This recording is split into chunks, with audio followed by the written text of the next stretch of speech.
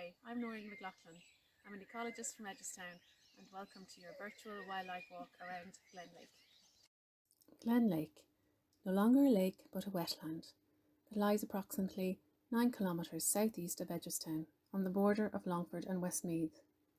There was once a sizable lake here of about 100 hectares. Local people would travel down the long lane to fish and swim there on warm summer evenings. However, as a consequence of the arterial drainage works that took place on the River Inny in the 1960s, the water levels of the lake dropped and the open water disappeared, although the site still floods in winter. Glen Lake is now a valued wildlife reserve. Under European law, it is designated as a special protection area for the protection of birds of conservation concern in Europe. The lake is also a proposed natural heritage area, Ireland's main designation for habitats and wildlife. Glen Lake is especially designated for the protection of the whooper swan, a winter visitor to the wetlands of the Midlands. Many other bird species use the wetlands in winter, and the site is a popular bird watching spot.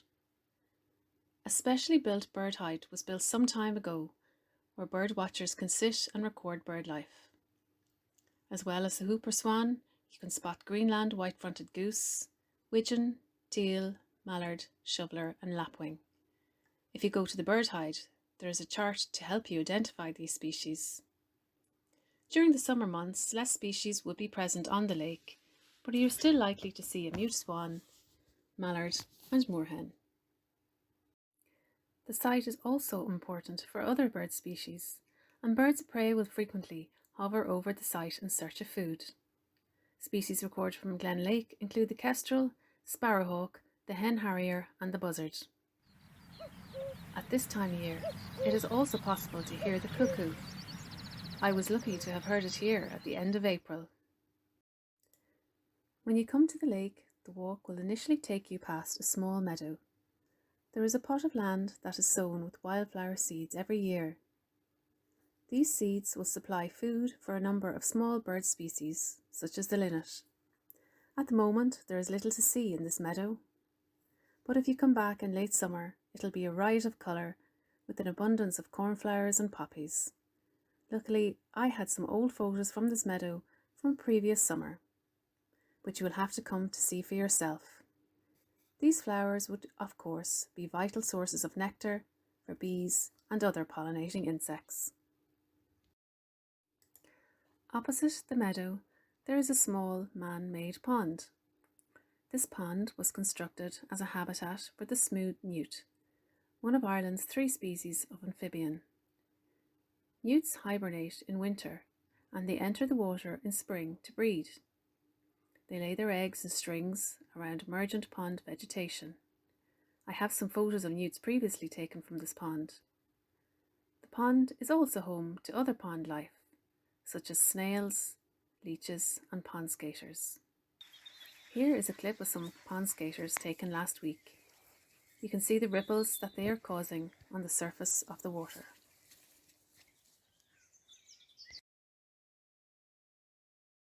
The walk around Glen Lake follows a path through an area of woodland. Willow is very common here. Many of these trees were planted recently by the Parks and Wildlife Service. Some are much older, however. Some of these trees are pinned with little drop signs, so you can find out more about the tree you are looking at. You have spindle, seen here. You also have rowan, known as mountain ash, which is just beginning to flower. You have hawthorn, whose flowers and berries are so important to wildlife, such as insects and birds. And of course, there is plenty of alder.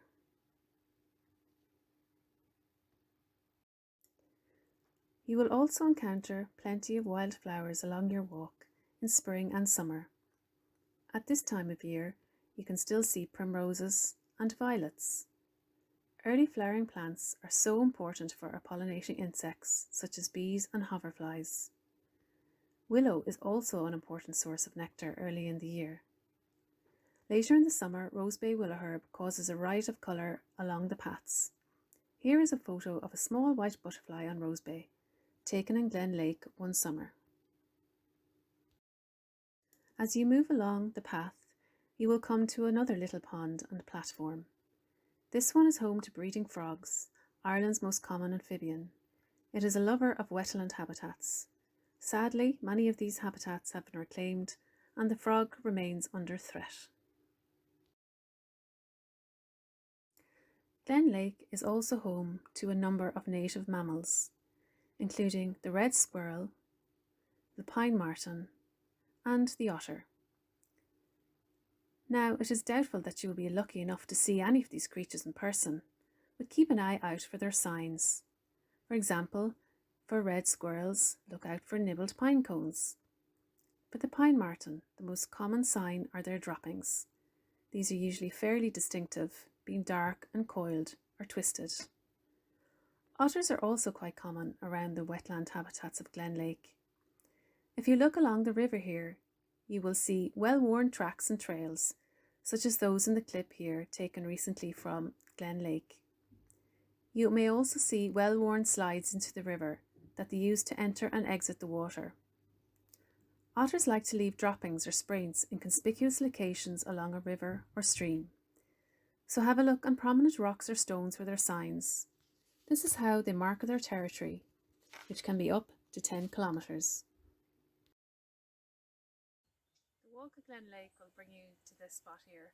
Got the wetlands of the old drain lock behind me, which is loved by birds in the winter, and if you care for a spot of bird watching, the hide behind me here is the perfect spot. From this point, you can walk back the way you came, or if you have suitable footwear, you can cross the stile and head back over the wet meadow. This area is captured in the drone footage here. In the height of summer, you will see some nice wildflowers here, such as grasses parnassus, ragged robin, and meadowsweet.